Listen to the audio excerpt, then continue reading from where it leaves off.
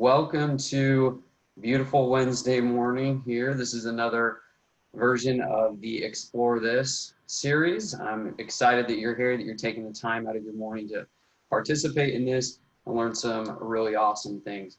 I am Chad Myler, the Health Promotion Manager for Life and Work Connections.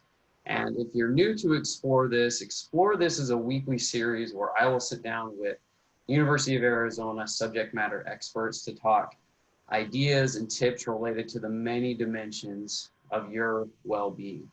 Today, my guest is Kimberly Ramey. She is a human resources organizational consultant out of the Division of Human Resources. So, Kim, good morning. How are you doing today? Good morning, Chad. I'm doing well. Awesome. And again, reminder to all those participating, check out the chat box as we go through this. We've got our mailing list going on. Any questions can be sent to lifework@arizona.edu if we don't answer anything today. And I'll be putting in a couple other things in the chat as Kim and I chat through this. So I kind of want to hop into this, Kim, here. And, you know, we've been working at home, a lot of us, for about a month now. Seems longer some days. And so kind of just diving into it, those who are out there who are watching, or, you know, all of us have a manager of some sort. What are some tips you have for managers to stay in touch without that over-checking while individuals are teleworking? Sure. I first want to just say thank you for inviting me to participate in this conversation today. And also want to make anyone who is on this Zoom meeting today aware that the Office of Leadership and Organizational Development, which is part of Human Resources, has put together a new virtual micro workshops on leading from a distance. These are weekly 30-minute workshops where they discuss strategies for success in a remote work environment. Because as you mentioned, Chad, we've been doing this now for about a month, and this is new for a lot of us. We weren't doing this before, many of us. And although working remotely may be new for your employees and new for you, it isn't a new practice. It has been put in place for over 40 years now. And there are some really great resources available and so many studies conducted about how this can be done successfully. Many managers are managing employees who are teleworking for the first time, and they themselves are working remotely for the first time. So this is going to be a learning curve for both the manager and the employee. So I'd like to say, be patient. You will get better at it, and you'll find things that work well for you and your team. Also, continue with the things that were best practices before are still best practices in this new virtual world. If one-on-one meetings with your employees was important before we were working remotely, it's still important. So continue to do those. Those are still very good ideas. I know that I'm still having one-on-one check-ins with my supervisor, and I really look forward to those. Those bring me a sense of normalcy, and in this busy, fast pace, you know, many of us are overwhelmed, we're swamped, we're trying to figure some things out. So as that's happening, I know that I have some protected time with my supervisor and that she has with me where we can actually check in and talk about things in an organized way.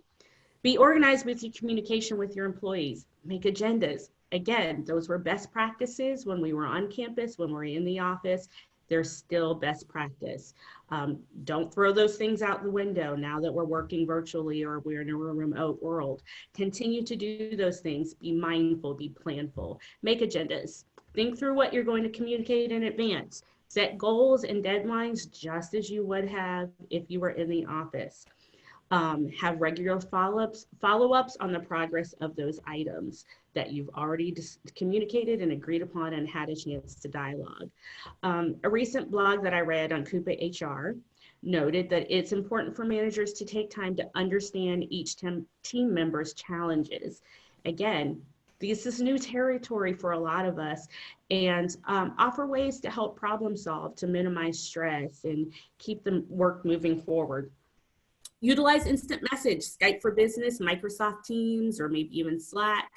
These are great tools that can be used to imitate the casual office drop-in, but be patient if you don't get an instant response. However, responsiveness for these methods is not exactly the same as dropping by someone's desk with a question, and your employees are managing multiple distractions, maybe children at home, so be patient.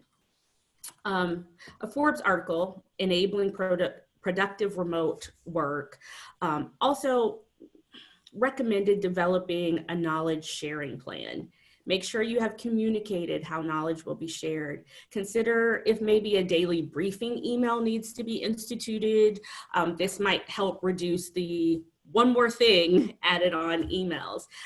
Maybe utilize shared documents in Box. If you haven't been using this technology before, again, there's a learning curve. Consider inviting someone who is skilled in this area to train your team and come in and talk to your team. This really presents a great opportunity as a team for you to learn and grow together, exploring new things that maybe when we're back to working on campus, you might want to continue to incorporate. Lastly, be vulnerable. Remind your team that you're all new to this remote experience.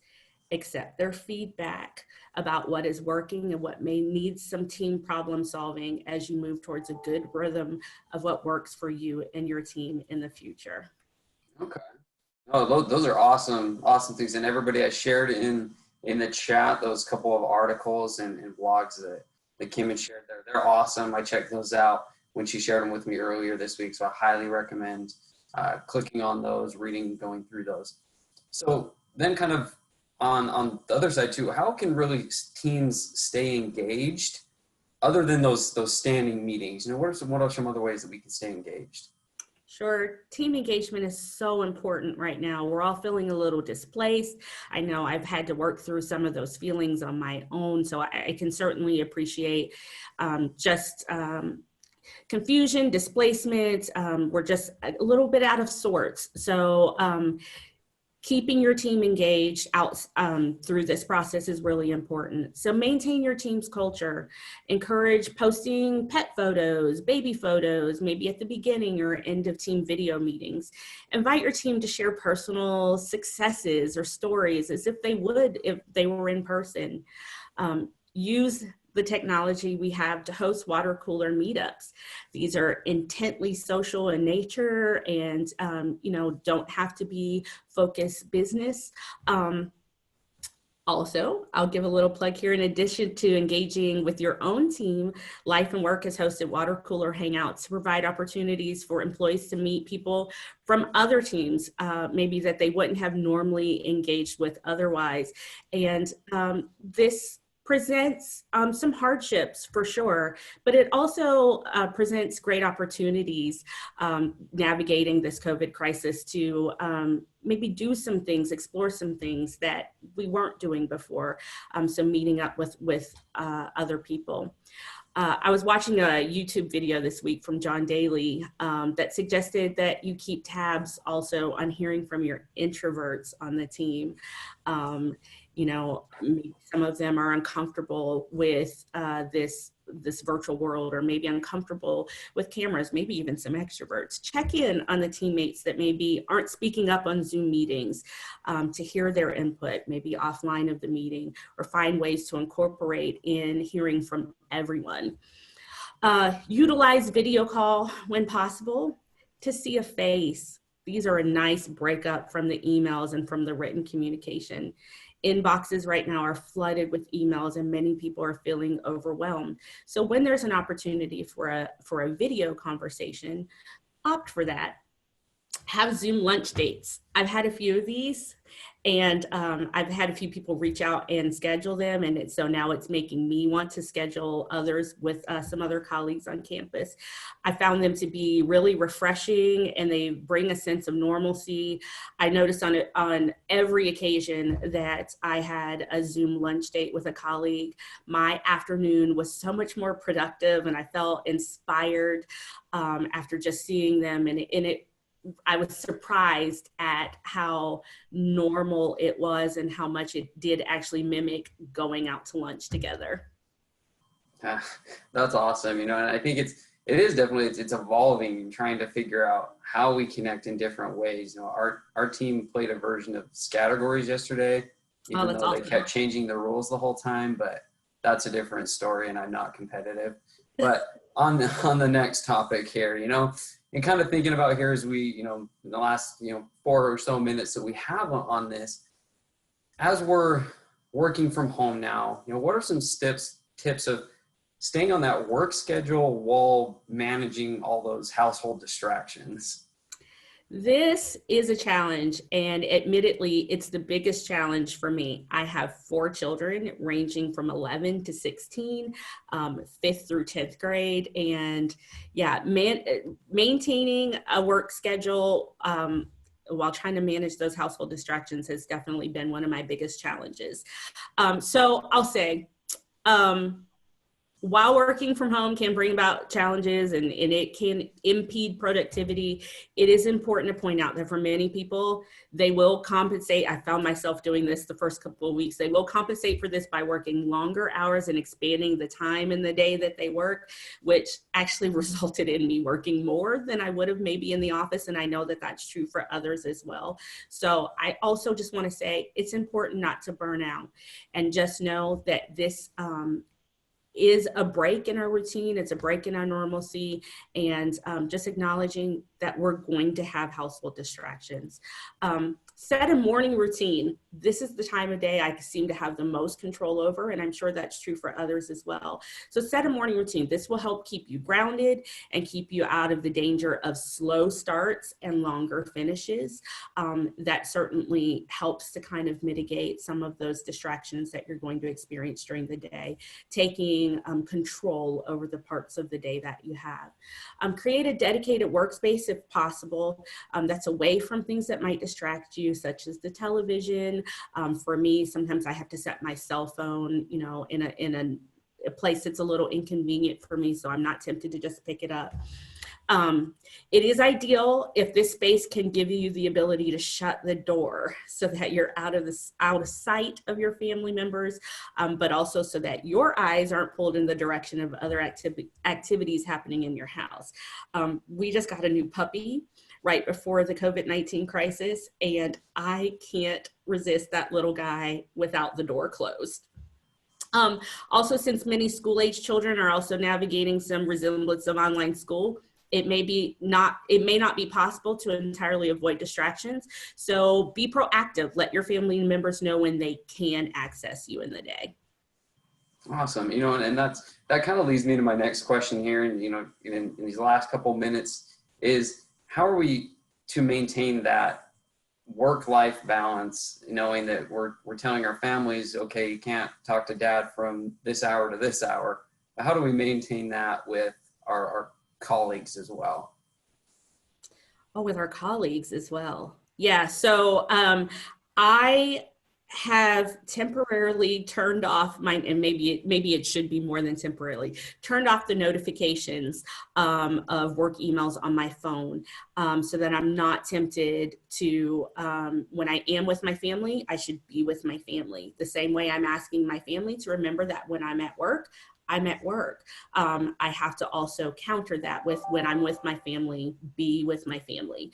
So I'm leaving my laptop. You should do the same. Leave your laptop in your designated workspace, and not carry it into family space. Awesome. I really love that. And, you know, you mentioned routines, and that's something that we have tried to do here in my house. You know, our oldest still gives me a hug at the bottom of the stairs and says, see ya, have fun at work, you know, and then I walk up the stairs, but it's fun to be able to keep that routine there. So finishing up here, and, you know, and I asked all of the interviewees on this series the same questions. So in the last, you know, 30 seconds here that we've got, what is something that you're currently doing just to focus on your health right now? Well, right now we're focusing on health as a family. So, I tend to be more healthy if my family's healthy. So we've got a fierce family cornhole tournament going on right now. Like I mentioned earlier in this conversation, I have 4 children, so there are 6 of us in our house. So we've got enough to really kind of break up and have some fierce competition. You mentioned you like competition or don't like competition. We're alternating between double elimination and single elimination, kind of depending on how much time we have each evening. And that's one way, one of a long list of ways that we're trying to be healthy together as a family. It's causing us to put our devices down, turn them off, shut the laptop. We're getting a lot of laughter and just exploring new activities together. Awesome. Awesome. Well, thank you so much, Kim, for hopping on and sharing these great resources with everyone who participated today. Again, I encourage all of you to join our email list so you can stay up to date on what we've got going on. Check out the documents we shared in the chat. We'll put what we can on our website so you can come back and refer to these things. But Kim, thank you again so much for joining me today. And everyone, I hope that you all have a great day and keep happy and healthy. Be well.